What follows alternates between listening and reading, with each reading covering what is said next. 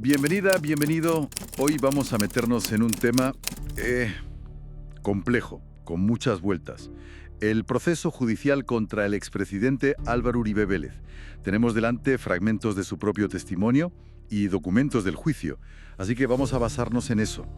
Exacto. Nos vamos a centrar en las acusaciones, soborno a testigos, fraude procesal y sobre todo en ver cómo Uribe construye su defensa, cuál es su versión de los hechos frente a lo que le imputan. Sí, es un caso que, toca puntos muy sensibles de la historia reciente de Colombia.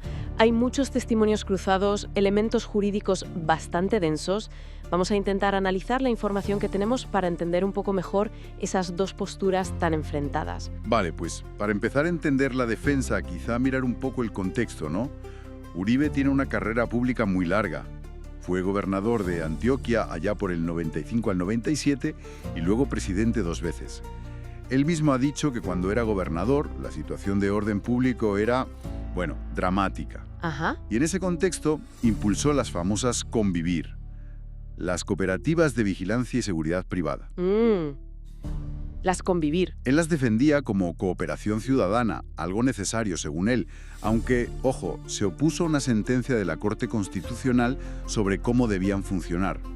Pero siempre ha negado de plano que eso fuera una forma de promover el paramilitarismo. Claro, y es que esas cooperativas generaron muchísima controversia desde el principio. Hubo un debate enorme sobre dónde estaban los límites, si había vínculos reales o potenciales con grupos armados ilegales.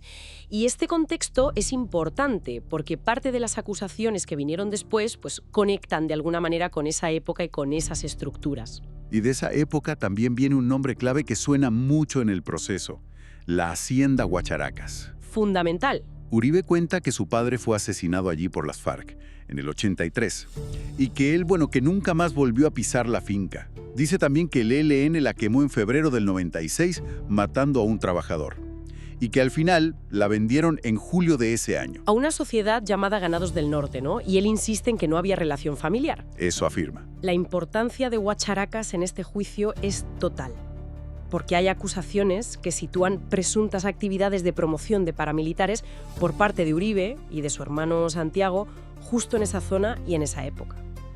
Él lo niega todo, claro. Dice que vender la finca fue un daño patrimonial al que se vieron forzados por la violencia. Una situación límite. Vale, metámonos ya con los testigos, que son el meollo de la acusación de soborno. A ver. Juan Guillermo Monsalve Pineda y Pablo Hernán Sierra García. Uribe sostiene que jamás los conoció personalmente, que ni idea de quiénes eran. Dice que supo de ellos por unas entrevistas que les hizo el senador Iván Cepeda por allá por 2011 o 2012, donde lo acusaban a él. O sea, que la primera noticia que tiene es a través de un opositor político. Exacto. Califica sus testimonios de mendaces, de fantasías, y se pregunta, ¿por qué no hablaron antes? ¿Por qué ese silencio? Ahí está una de las claves de la defensa. Desacreditar totalmente a estos testigos, poner en duda su credibilidad y sus motivaciones. ¿Por qué ahora? ¿Por qué con Cepeda? Y hablando de Iván Cepeda, es la otra figura clave. Uribe lo denunció a él primero en 2012. Ajá. Lo acusó de ofrecer beneficios a testigos para que declararan contra él, contra Uribe. Vale. Pero la cosa dio un vuelco total el 16 de febrero de 2018. La Corte Suprema dijo, no investigamos a Cepeda, pero, sí ordenamos investigar a Uribe. La famosa compulsa de copias. O sea, la Corte vio indicios a raíz de la propia denuncia de Uribe contra Cepeda, pero para investigarlo a él. Justo. Uribe, claro, reaccionó públicamente diciendo que era muy injusto, que era parte de un ánimo persecutorio contra él. Una decisión judicial que cambia el rumbo del caso, sin duda. Y entonces aparece otro nombre fundamental, Diego Cadena Ramírez, el abogado.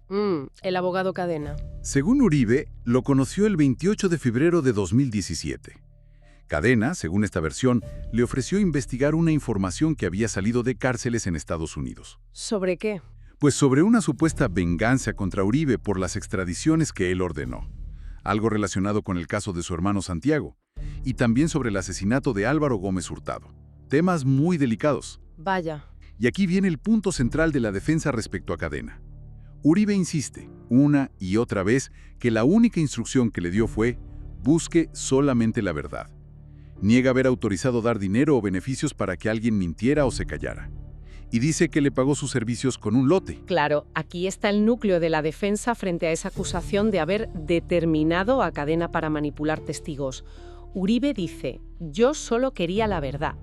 Y argumenta que las interceptaciones telefónicas, aunque él las considera ilegales, en realidad demuestran eso, su insistencia en la verdad. Pero la Fiscalía. Pero la Fiscalía interpreta esas mismas llamadas de forma radicalmente opuesta. Las ve como la prueba de que sí hubo gestiones para influir en los testigos. Son las mismas pruebas, pero dos lecturas totalmente contrarias. Entonces, resumiendo un poco la postura de Uribe que se ve en estos documentos.